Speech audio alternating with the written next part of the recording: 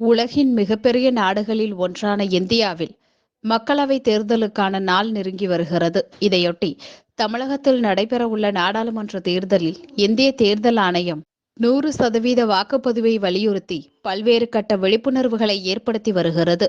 இதன் ஒரு பகுதியாக நாகையில் முதல் தலைமுறை வாக்காளர்கள் விரல் மை நம் வலிமை பறைசாற்றும் வகையில் ஜனநாயக கடமையாற்ற வா என்பதை வலியுறுத்தி போஸ்ட் கார்டு அனுப்பும் பணி துவங்கப்பட்டது.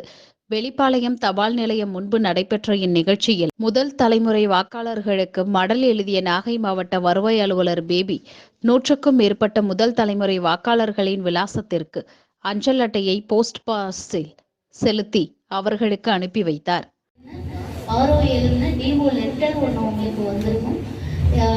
நம்ம யாரெல்லாம் இப்போ நம்மளோட எலெக்ஷன்ஸ் கமிஷனோட ஒரு பிராண்ட் அம்பாசிடர் மாதிரி ஒவ்வொரு தேர்தலிலும் அச்சமின்றையும் மொழி ஆகியவற்றின் தாக்கங்களுக்கு ஆட்படாமலும் அல்லது எந்த ஒரு தூண்டுதலும்